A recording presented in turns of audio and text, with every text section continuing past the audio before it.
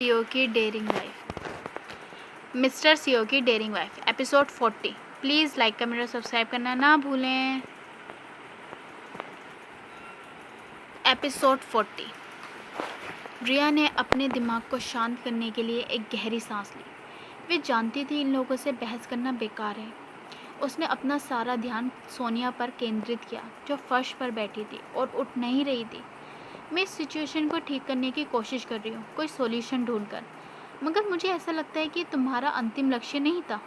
तुम यहाँ एक सीन क्रिएट करना चाहती थी, अब तुमने वह कर दिया।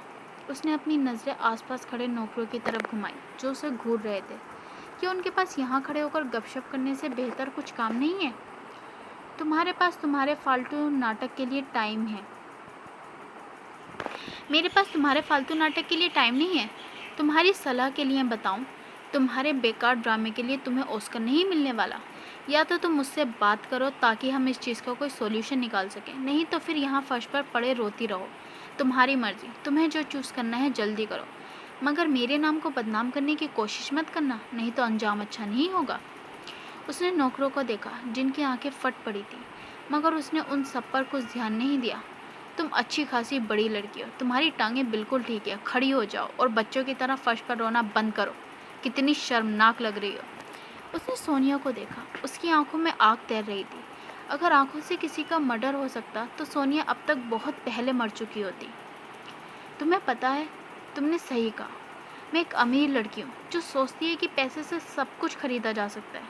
पैसा हर प्रॉब्लम का सॉल्यूशन निकाल सकता है। सोनिया मन ही मन मुस्कुराने लगी।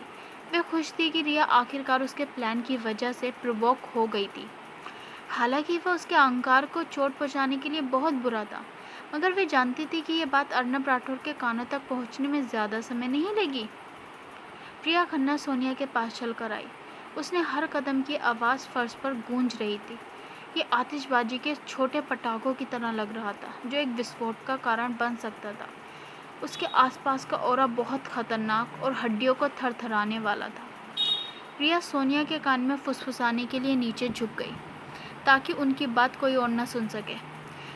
अगर तुम्हें लगता है तुम्हारी ये छोटी सी हरकत से अर्नब राठौर को तुम पर दया आ जाएगी, तो तुम कोशिश कर सकती हो। तुम्हें लगता है तुम सिर्फ अकेली हो जो ये खेल खेल सकती है। वह हंसी। उसकी मजाकिया हंसी ने सोनिया को पैरालाइज कर दिया।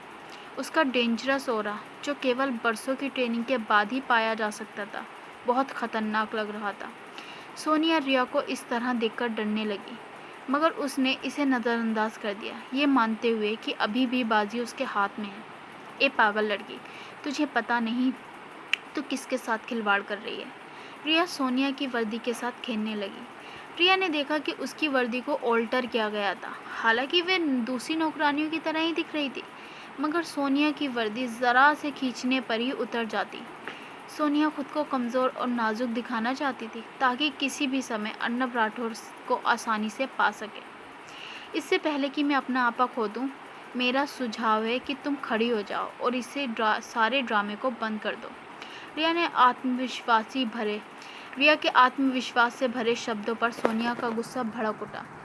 तुम एक शातिर लड़की हो। मैं अर्नब राठौर के सामने रोऊंगी। और रिया खन्ना ने मजाकिया लहजे में उसे टोकते हुए कहा, अर्नब राठौर, मुझे नहीं पता था तुम्हारे जैसी नौकरानी भी अपने बॉस का नाम इतने इंटीमेट तरीके से लेती है। और तुम्हें क्या लगता है तुम्हारे बॉस किसकी साइड लेंगे? वे लड़की जिसे खुश करने के लिए वे उसके चारों तरफ एक मक्खी की तरह मंडराते रहते हैं, या फिर तुम्हारे जैसी एक नौकरानी की? मैं तुम्हारी तरफ मदद का हाथ बढ़ा रही हूँ, तो खड़ी हो जाओ। अगर तुम अपने होश में आ जाओगी तो तुम्हें कुछ नहीं कहूँगी, बल्कि तुम्हें मिलियंस दूंगी तुम्हारे इस नुकसान के लिए, और तुम्हारा कंगन भी ठीक करा दूँ। रिया खन्ना को सबक सिखाने की सोनिया की इच्छा और ज़्यादा स्ट्रांग हो गई। उसके दिल में भड़क रही आग को रिया खन्ना के धमकी भरे अपमान से हवा मिलने लगी।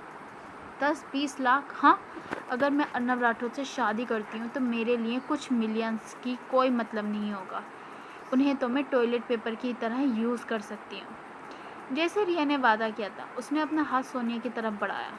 जो नौकर वहाँ गपशप करने के लिए इकट्ठा हुए थे और हाल ही में उन्होंने यहाँ काम करना शुरू किया था, क्योंकि वे इतने अनुभवी और युवा थे, वे तुरंत जोर से हंगामे से आकर्षित हो गए। मगर जो लोग अर्नब राठौर के लिए लंबे समय से काम कर रहे थे, वे जानते थे कि इस घर में कैसे रहना है जब तक वे अपना काम अच्छे से करते और सिर्फ अपने काम से मतलब रखते। अर्नब राठौर उन्हें अच्छी तनख्वाह देता। किसी ऐसे व्यक्ति के साथ लड़ाई करना जो स्पष्ट रूप से फ्यूचर में उनकी मैडम बनने वाली थी, ये तो सरासर बेवकूफ़ी थी। इस घर में ज़्यादा नौकर रखना ये अर्नब राठौर की माँ का आइडिया था। अर्नब राठौर ऐसा नहीं चाहता था क्योंकि उसे अनएक्सपीरियंस लोग पसंद नहीं थे। क्योंकि उनका बड़ा बेटा उनसे अलग और दूर रहता था, तो मिसेस राठौर हमेशा उसके लिए चिंतित रहती थी कि कोई उसकी अच्छे से देखभाल करता भी होगा या नहीं। बहुत बहस के बाद आखिरकार में वह अपनी माँ के सामने झुक गया और सारे वर्कर्स जो यहाँ काम करते थे उनका पहले एक बैकग्राउंड चेकअप किया जाता था। सोनिया ने ऐसे दिखाया जैसे वह हरिया का हाथ पकड़ रही थी। जब वह खड़ी होने वाली थी तो उसने जानबूझकर दर्द से कर्रा उठी, आहा मेरा टखना, और उसने रिया को भी फर्श पर खींच लिया। इससे पहले कि रिया अपना हाथ छोड़ती वे ऑलरेडी ही गिर चुकी थी। सोनिया ने ज़बरदस्ती उसे गिराया था, मगर सोनिया के विपरीत वे आगे की ओर गिरी और उसके घुटने फर्श पर ज़ोर से पटक गए। तो तुम इस तरह खेलना चाहती हो, ठीक है, फिर मैं तुम्हारे साथ तब तक खेलूंगी जब तक तुम अपनी मौत की दुआ न मांगो, रिया ने मन ही मन सोचा। जब उसने सामने से किसी को आते हुए देखा फिर जानबूझकर जोर से चिल्ला उठी। उसके लिए उस आवाज़ को निकालना मुश्किल नहीं था क्योंकि उसके घुटने सचमुच में दर्द से कांप रहे थे। जब उसने देखा वे शख्स काफ़ी पास आ गया तब उसने अपने नए प्लान की शुरुआत की। Bye bye friends.